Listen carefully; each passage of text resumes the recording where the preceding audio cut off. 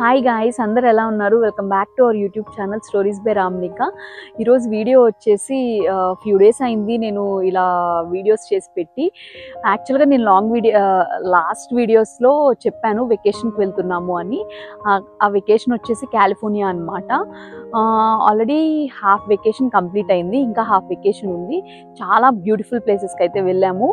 అవన్నీ మీతో ఫర్దర్ వీడియోస్లో ఖచ్చితంగా షేర్ చేస్తాను, మీకు సూపర్గా నచ్చుతాయి.